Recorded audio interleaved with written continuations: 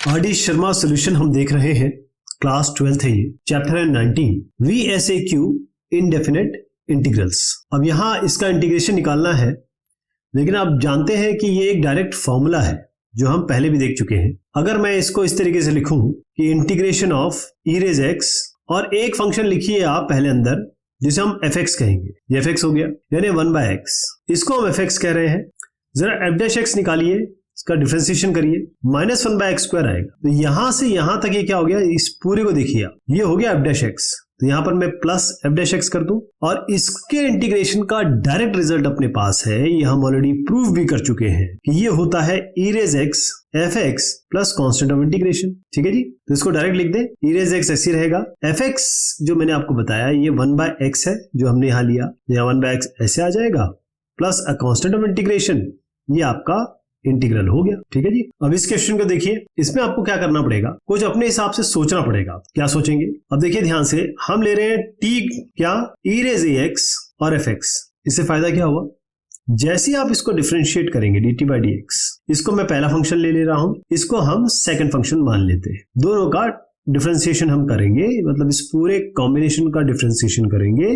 कैसे, product rule लगा के। तो पहले e रेज ax हो गया, इसका डिफरेंशिएशन लिखेंगे जो कि f' हो गया, फिर प्लस कर लीजिए, fx ऐसे ही आ जाएगा, e रेज ax का हो जाएगा e रेज ax, फिर ax का a आ जाएगा। अगर आप यहाँ पर e रेज ax कॉमन ले लें और इसको यहाँ रख दें, इसको यहाँ कर दें, तो afx पहले लिख देते हैं हम और f' को यहाँ लिख देते हैं और इस dx को हम यहाँ दाएं हाथ पे ले जाते हैं। तो आप देखिए ये जो बना है, क्या यह इससे बिल्कुल मैच कर रहा है कि नहीं कर रहा है, एग्जैक्टली मैच कर रहा है। तो इस पूरे एक्सप्रेशन की जगह आप केवल dt को तब्दील कर सकते हैं, यानी आप केवल dt का इंटीग्रेशन कर रहे हैं जो कि t आएगा, t plus constant of integration, और t आपने ये ले रखा है, तो इसका उत्तर जो आएगा वो आएगा e raise ax fx plus constant of integration. ये इसका फाइनल आंसर हो गया। अब ये होगा कैसे, क्योंकि आपको समझना भी होगा कि हमको ये सब लेट लिखना है, इन साइंस का भी इस्तेमाल करना है, तो ये ऐसे किया जाए, इंटीग्रेट करना है √4 - x²। देखिए तो डायरेक्ट फॉर्मूला बना रहा है। कैसे, हमें पता है कि √a² - x², अगर हम इसका इंटीग्रेशन करने चले dx के टर्म्स में, dx बाहर आएगा तो क्या बनेगा, आपका पहले आएगा x/2 √a² - x² -a²/2 sine inverse. ये फॉर्मूले याद होने चाहिए आपको, तब कर पाएंगे दोस्त। अब यहां हम इसको इस तरीके से कुछ लिख सकते हैं क्या, बिल्कुल लिख सकते हैं। हम a यानी कि ये 4 है, इसको 2² कर देते हैं, और ये x² तो खैर है ही, तो हमको जहां जहां x दिख रहा है वहां वहां तो x रहने देना है, जहां जहां a मिलेगा a की जगह आपको 2 रखना है, बस। देखिए कितने आसानी से हो जाएगा ये, x/2 इसको ऐसे रहने दीजिए, √a² यानी 4 - x² माइनस a²/2, a² क्या है 2 2 4 4/2 यानी कि ये 2 आएगा, यहाँ पर 2 बन जाएगा, है ना। और फिर आपका क्या बनेगा, साइन इनवर्स x/a, तो sine inverse x/a, sine inverse कर लीजिए इसको, x है a की जगह 2 कर दीजिए प्लस कांस्टेंट ऑफ इंटीग्रेशन। अब इसमें से थोड़ी सी एक चीज मैं चेंज कर देता हूं कि ये जो मैंने आपको बताया ये प्लस होगा, यहाँ पर प्लस होगा, यही आपका आंसर है, √a² - x², यहाँ पर प्लस साइन, और बाकी चीजें आपके सामने है, यही इसका आंसर है। तो इसको लिखेंगे कैसे वो जरूर देख लीजिए।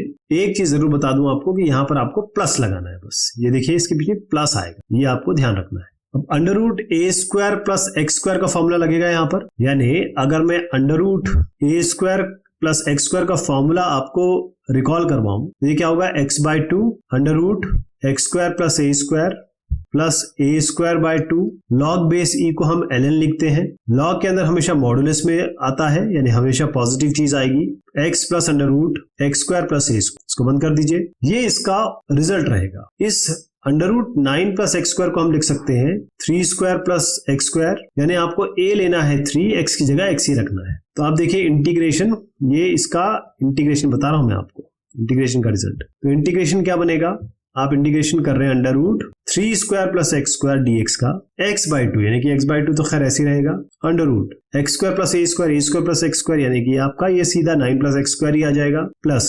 a²/2 यानी कि 3 3 9 9/2 आ गया, ln मॉडुलस में आएगा आपका x प्लस √9 + x², इसको बंद कर दीजिए, प्लस कांस्टेंट ऑफ इंटीग्रेशन कर दीजिए, ये इसका फाइनल रिजल्ट हो। अब आप ये भी चाहेंगे कि भाई हम इसे लिखे कैसे, क्योंकि लॉजिक तो मैंने बता दिया आपको, लेकिन करना ये कुछ इस तरीके से साफ सुथरा क्लीन लिखना है। नेक्स्ट वाले में हम x square minus a square का फॉर्मूला लगाएंगे, यानी अगर हम integration under root x square minus a square करने चले और इसका डिफरेंशिएशन इंटीग्रेशन करने चले तो ये क्या बनाएगा, इसका फॉर्मूला देख लीजिए बहुत ध्यान से।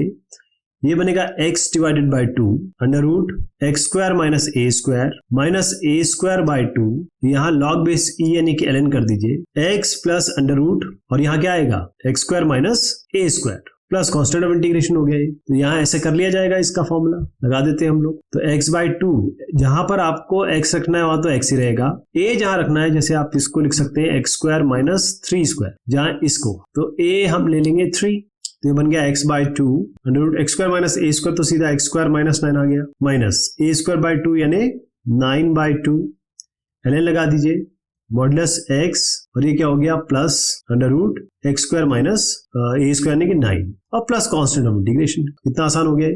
कैसे करना है वो भी समझ लीजिए, बस ये ध्यान रखिएगा कि इस पूरे इसमें यहाँ पर x square minus a square आएगा, क्योंकि है ही x square minus a square, तो ये माइनस है, बाकी सब चीजें सेम रहेगी। अब एक्स क्यूब से आप एक्स स्क्वायर डायरेक्ट ले सकते हैं, तो सीधा 1 प्लस एक्स क्यूब को टी रखिए, ये 1 प्लस एक्स क्यूब है, इसको टी रख दीजिए। D T by D x में क्या बनाएंगे आप, ये तो 0 हो गया, ये आपका 3x स्क्वायर हो गया। यानी अगर आप एक्स स्क्वायर डी एक्स ये न्यूमरेटर को चाहते हैं तो इसको यहाँ पहुंचा दीजिए, ये हो गया एक्स स्क्वायर डी एक्स, 3 को नीचे ले जा लीजिए तो डी टी बाई 3 हो गया ये। तो एक्स स्क्वायर डी एक्स की जगह ये इंटीग्रेशन आपका बनेगा एक्स स्क्वायर डी एक्स की जगह D T by 3, D T यहाँ कर दीजिए, 1 बाई 3 यहाँ कर दीजिए और फिर 1 प्लस एक्स क्यूब यानी कि ये टी हो गया। तो सीधा आपका ये वाला पूरा का पूरा इंटीग्रेशन करेंगे तो लॉग टी आएगा, लॉग मॉडुलस ऑफ टी, और टी आपने 1 प्लस एक्स क्यूब लिया हुआ है तो इसकी जगह हम 1 प्लस एक्स क्यूब रख देंगे। तो फाइनल लिख दूं मैं आंसर बताने के बाद 1 बाई 3 ये ln लॉग बेस ई कर दीजिए इसको, और मॉडुलस के अंदर 1 प्लस एक्स क्यूब, क्योंकि आपने टी माना हुआ था 1 प्लस एक्स क्यूब, और ये प्लस कांस्टेंट ऑफ इंटीग्रेशन, यही आपका फाइनल रिजल्ट हो जाता है। इस तरीके से किया जाएगा, बहुत ही इजी क्वेश्चन है, बहुत ही आसान क्वेश्चन है, आपके लिए बाएं हाथ का खेल है। अभी उसी तर्ज पे चलेंगे जो आपने अभी किया, ये एक्स क्यूब, ये 6x स्क्वायर प्लस 5, तो एक्स क्यूब से एक्स स्क्वायर मिल जाएगा, एक्स स्क्वायर से एक्स मिल जाएगा। थोड़ी सी तब्दीली हम कर सकते हैं, करके देख लेते हैं, नहीं आए तो कोई और तरीका समझेंगे। सबसे पहले हम क्या करेंगे, टी ले लेते हैं डिनोमिनेटर को, जो आपका है x cube plus 6x square plus 5, और जैसे ही आपने D T by D x किया, डिफरेंशिएट किया दोनों साइड को x के रिस्पेक्ट में, तो ये आपको 3x स्क्वायर दे रहा है, 6 to 12, 12x दे रहा है, और ये तो 0 हो गया। अब जैसे ही आप यहां से 3 बाहर लेंगे तो बनेगा एक्स स्क्वायर प्लस 4x, बहुत अच्छा, एक्स स्क्वायर प्लस 4x आ गया। इस dx को पहुंचा दीजिए इधर, इस 3 को पहुंचा दीजिए इधर, तो dt बाई 3 हो गया, x square plus 4x dx dt by 3 हो गया। यानी कि ये पूरा का पूरा न्यूमरेटर आपको dt बाई 3 के टर्म्स में मिल चुका है, dt के टर्म्स में मिल चुका है। तो इंटीग्रेशन कुछ इस तरीके से बनेगा, इंटीग्रेशन इस पूरे को आप dt बाई 3 लिखेंगे, 1 बाई 3 यहाँ लगा दीजिए, डिनोमिनेटर में आइए, ये पूरा का पूरा टर्म डिनोमिनेटर का आप t कर दीजिए, dt बाई t का इंटीग्रेशन होता है, अभी हमने देखा log मॉड्यूलस ऑफ t, इस t की जगह हम ये तब्दील कर देंगे और फिर हम फाइनल आंसर लिख देंगे। इस t की जगह मैं तब्दील करूंगा ये वाला, और फिर फाइनल आंसर लिख रहा हूं 1 बाई 3 ln यानी कि लॉग बेस ई, मॉड्यूलस लगाइए प्लस कांस्टेंट ऑफ इंटीग्रेशन करिए, यहाँ पर t आना था लेकिन हमने t को मान रखा है x cube plus 6x square plus 5, इसको यहाँ लिख दीजिए, ये आपका फाइनल आंसर आ गया। इसको कैसे किया जाएगा, देखिए कितना आसान है ये। अगर यहां से यहां ये न्यूमरेटर मिल गया तो फिर तो लॉग ही आना है। नेक्स्ट वाला क्वेश्चन हमने डिफरेंशिएशन में तो किया ही किया है, बल्कि पिछले एक्सरसाइजेस में भी की है, क्योंकि आप जानते हैं रूट एक्स को t रखते ही 1 बाय रूट एक्स उसका रिजल्ट आता है। कहने का मतलब जैसे ही आप t equals to under root x रखेंगे तो dt बाई डी एक्स जैसे आप करेंगे तो ये आपका आएगा 1 बाय ट्वाइस रूट एक्स। ये तो आप अच्छी तरह से जानते हैं कैसे, x की पावर हाफ होता है, डिफरेंशिएशन करेंगे तो half x to the power half minus 1 आएगा, यानी हाफ x की पावर माइनस हाफ आएगा, यानी हाफ नीचे x की पावर हाफ आएगा, और x की पावर हाफ क्या होता है, किसी की पावर भी हाफ होता है root, 1 by 2 under root x आ गया, यही मैंने यहाँ लिख दिया। इस dx को उठा के यहाँ रख दीजिए, और आपको चाहिए dx बाय रूट एक्स, तो इस 2 को यहाँ ले जा लीजिए, 2 dt आपका हो गया dx बाय रूट एक्स।